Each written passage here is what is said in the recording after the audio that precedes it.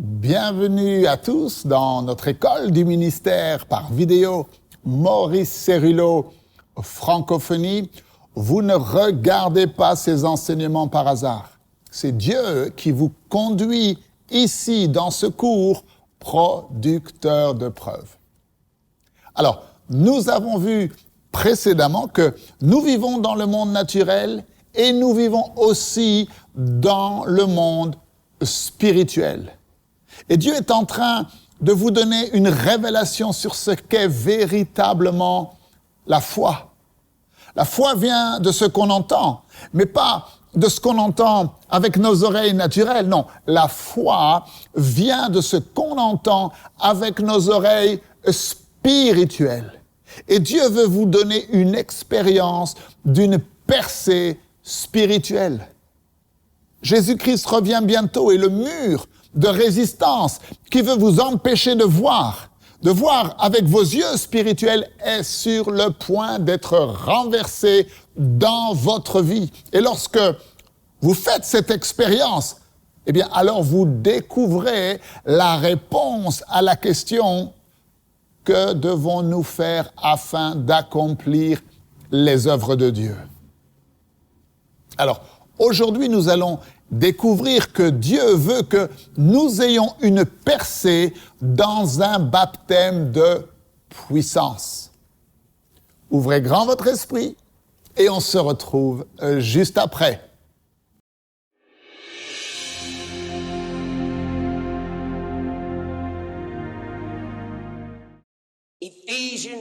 Éphésiens 1, verset 9. Nous faisant connaître le mystère de sa volonté, selon le bienveillant dessein qu'il avait formé en lui-même. Vous connaîtrez la vérité. Qu'est-ce que la vérité?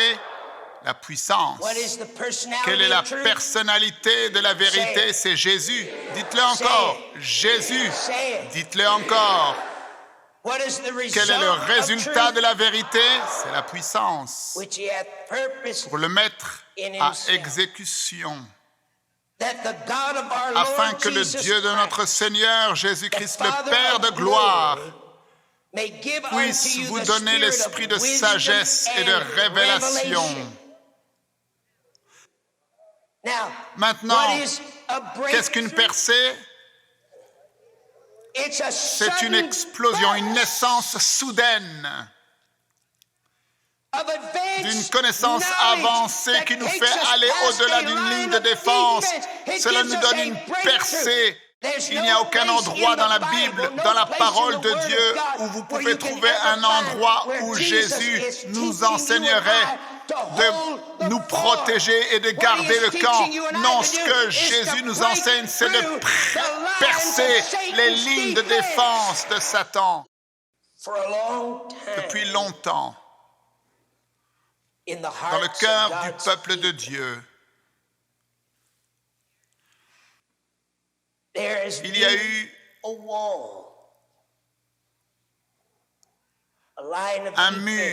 un mur de défense, une ligne de défense. Nous n'avons pas été capables d'obtenir une percée, d'obtenir une compréhension qui nous ouvrirait la manifestation, pas la théorie, pas la doctrine, pas la parole, mais la manifestation de la puissance.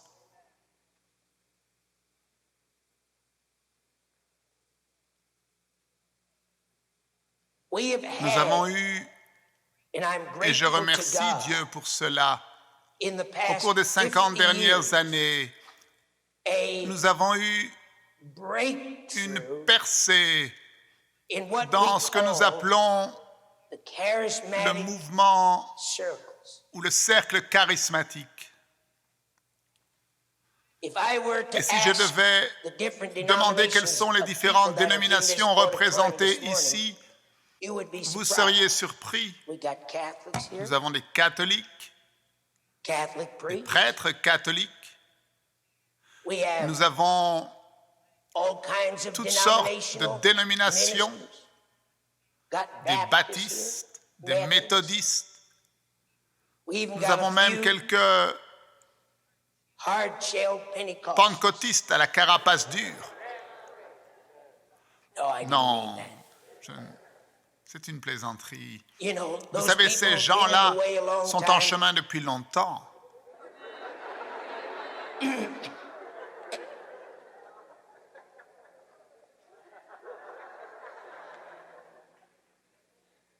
Dieu merci. Maintenant, ils apprennent à sortir du chemin et à laisser le Saint-Esprit les conduire.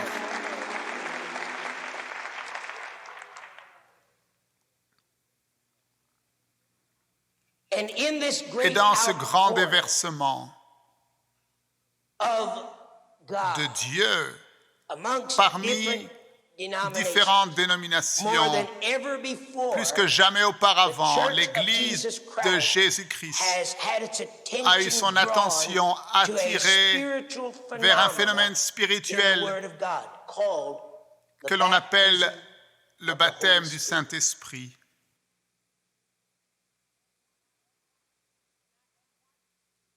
Et j'ai observé ce phénomène se produire. Maintenant, rappelez-vous, afin que nous puissions garder en tête et que notre esprit soit attentif. Il y a des percées qui se déroulent. Pourquoi? Parce que Jésus-Christ revient. Le but du déversement du Saint-Esprit est d'apporter l'unité.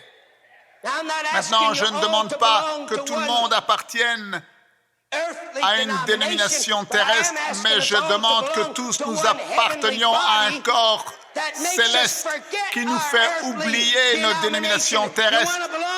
Si tu veux appartenir à une dénomination, fais-le. Mais si tu veux être marié, sois marié au corps de Christ. Et les chrétiens ont probablement envoyé plus de gens en enfer qu'aucune autre force à cause de notre manque d'unité.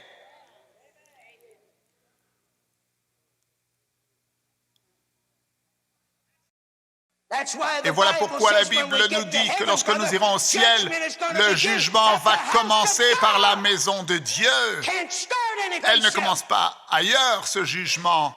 Combien d'entre vous savez, je ne veux pas que vous veniez dans cette école du ministère sans faire une expérience. Nous ne voulons pas remplir notre tête avec beaucoup de choses. Nous voulons sortir ces choses de notre tête. Et nous voulons avoir cette percée où nous allons au-delà de la ligne de défense et où nous avons l'expérience. Et dans cette expérience que les charismatiques ont appelé le baptême du Saint-Esprit, nous avons insisté sur une chose. Et je n'ai plus de place pour l'écrire, je vais le mettre ici, en haut. Et je mets la lettre L comme la première lettre du mot langue. Nous avons insisté sur l'expérience du parler en langue. Dites avec moi les langues. Les langues. Maintenant, vous me dites, frère Cerrillo, tu ne crois pas dans le fait de parler en langue. Écoute, si tu m'as entendu, tu sais que le frère Cerrillo croit dans le fait de parler en langue. Je parle au Père et puis je te parle à toi. Je parle en langue, je parle au Père. La Bible dit que celui qui parle dans une langue inconnue, il fait quoi? Il ne parle pas aux hommes, il parle à qui? À qui? À Dieu. À qui il parle? À Dieu. Maintenant, regardez les gens qui essayent de recevoir ce que nous appelons le baptême du Saint-Esprit. Nous avons été enseignés que lorsque nous recevons l'expérience des langues, que nous avons alors reçu le baptême du Saint-Esprit, c'est ce qu'on nous a enseigné. C'est ce qu'on nous a enseigné. Et nous enseignons ces choses. Tous ces gens qui rentrent dans notre dénomination, qui veulent le baptême, on leur dit, il faut que tu cherches le Seigneur jusqu'à ce que tu aies une percée, jusqu'à ce que tu parles en d'autres langues. Et lorsque tu as cette percée, eh bien, ça y est, tu es baptisé du Saint-Esprit maintenant.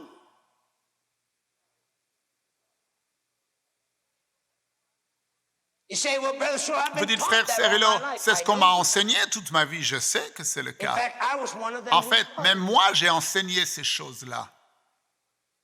Vous m'entendez? Moi, j'étais l'un de ceux qui, pendant des années, ai enseigné jusqu'à ce qu'un jour, Dieu me donne une percée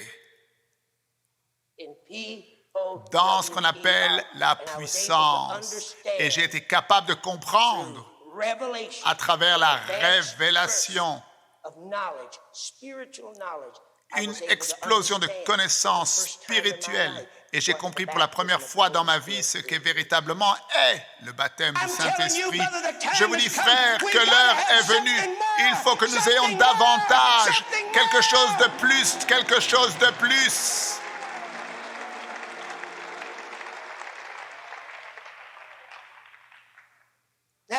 Maintenant, si tu ne le crois pas, eh bien, regarde ce que toi tu as dans ta vie.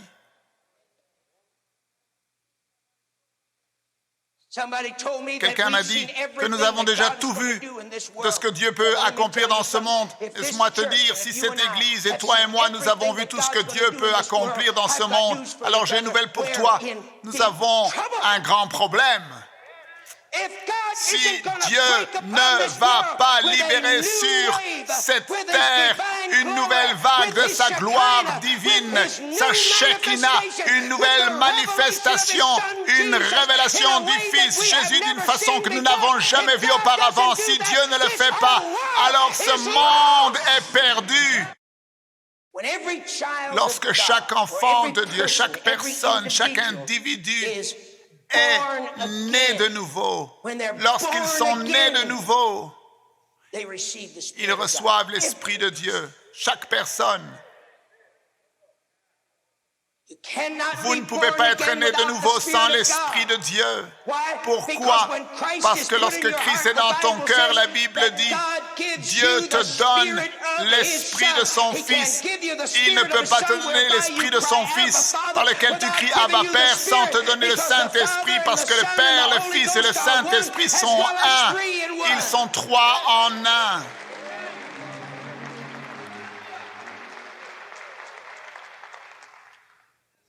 Alors quelqu'un me dit, frère Cerullo, est-ce que quelqu'un peut être partiellement rempli du Saint-Esprit? Écoutez-moi.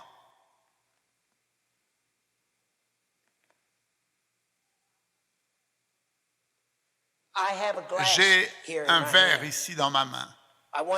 Je veux que vous prétendiez, que vous supposiez, que vous imaginiez que ce vase, ce verre est votre vie. C'est un vase. Dites avec moi, un vase. Regardez-moi, un vase. Dites-le encore. C'est ma vie. Maintenant, je suis né de nouveau. Lorsque je suis né de nouveau, je suis né de l'Esprit de Dieu. L'Esprit de Dieu est en moi. Maintenant, lorsque je suis né de nouveau, je suis un enfant. Lorsque ton petit enfant est né, tu n'as pas pris les clés de la voiture pour les lui donner en disant « va te promener ». Non, ce serait insensé. Tu ne prends pas ton chéquier, tu ne le mets pas entre les mains d'un adolescent. Tu sais de quoi je parle par expérience, n'est-ce pas? Pourquoi tu ne fais pas cela? Parce que tu sais qu'ils ne sont pas sages, ils ne comprennent pas comment utiliser un chéquier. Ils ne sont pas arrivés dans l'expérience où ils comprennent la valeur de l'argent. Pourquoi? Parce qu'ils n'ont pas encore travaillé, ils n'ont pas dû transpirer pour gagner de l'argent. Mais lorsque cela se produira, alors ils auront la compréhension de la valeur de l'argent. Et donc il y a une maturité qui doit se produire et se développer. Disons que Ce récipient que j'ai et l'eau que j'ai dans ce récipient représente le Saint-Esprit. Alors la question c'est, est-ce qu'un vase peut être partiellement rempli? La réponse est oui, tu es né de nouveau. Tu es sauvé, tu reçois un petit peu de l'Esprit. Tu es né de nouveau, Christ est dans ton cœur. Alors que tu commences à lire la parole de Dieu, à marcher dans l'Esprit, Dieu traite avec ta vie. Tu es comme le vase entre les mains du potier, tu es l'argile, il te façonne. Qu'est-ce qui se passe? Tu reçois davantage et davantage. Tu as des percées, tu abandonnes ta vie entre les mains de Dieu. Il y a des choses dans ta vie qui déplaisent à Dieu et tu commences à t'en débarrasser. Tu te soumets à Dieu. Qu'est-ce qui se passe quand ces choses quittent ta vie, qui sont charnelles dans ta vie, elles sont remplacées par la manifestation de l'Esprit? Plus tu t'abandonnes, plus tu te consacres, plus tu abandonnes ta vie, plus tu reçois, plus tu reçois, plus tu reçois, plus tu reçois, plus tu reçois. Il y a 9 dons de l'Esprit, quelque part entre ici quand tu es né de nouveau jusque tout en haut. Tu as des percées et tu reçois le don des langues et maintenant tu parles en langue. Et je dis cela spirituellement. Tu peux parler en d'autres langues et peut-être quelque part ici Dieu t'utilise dans le don de guérison et tu le sais parce que Dieu manifeste sa guérison à travers toi et ici tu commences à être utilisé dans le don de donner des messages en d'autres langues ou l'interprétation des langues ou la prophétie. Maintenant, tout cela peut se produire et ta vie n'est toujours pas remplie.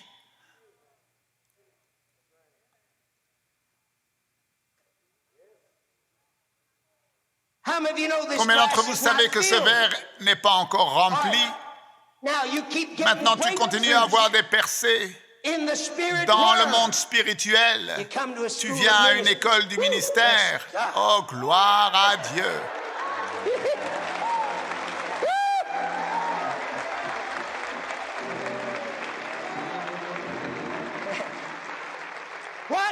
Qu'est-ce qui se passe, mon frère? Je vais te dire ce qui se passe. Tout d'un coup, tu es rempli. Maintenant, frère Cerullo, est-ce qu'un vase peut être rempli avec l'Esprit et cependant ne pas être baptisé du Saint-Esprit? Et c'est là où les gens n'ont pas la percée spirituelle et ils n'ont pas la compréhension et ils ne peuvent pas entrer dans l'expérience.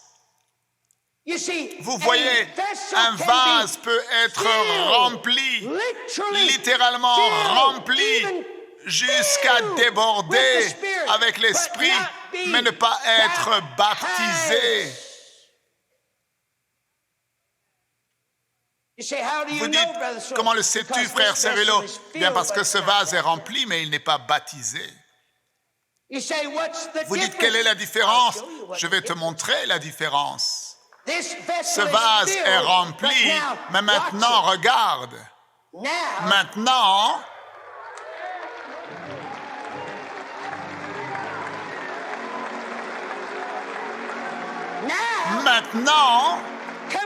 allez, maintenant, ce vase, il est quoi? Il est quoi? Il est baptisé. Il est quoi? Comment est-ce que tu sais?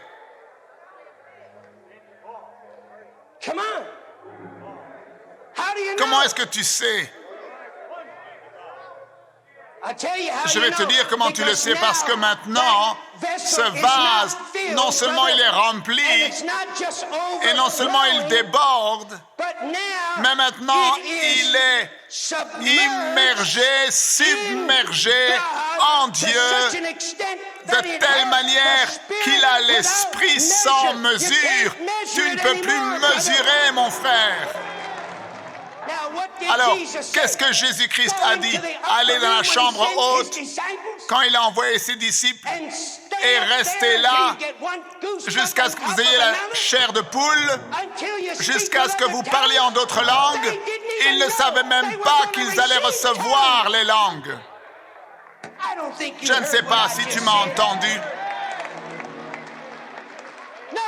Non, tu ne m'as pas entendu.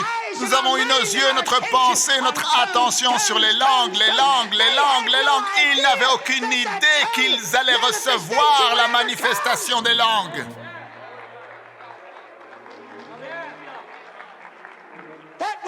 C'était comme une cerise sur le gâteau que Dieu leur donnait.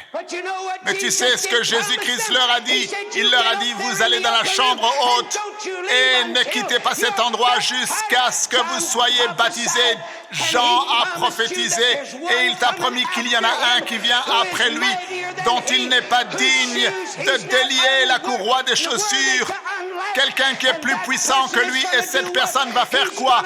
Il va te baptiser avec le Saint-Esprit et avec la puissance.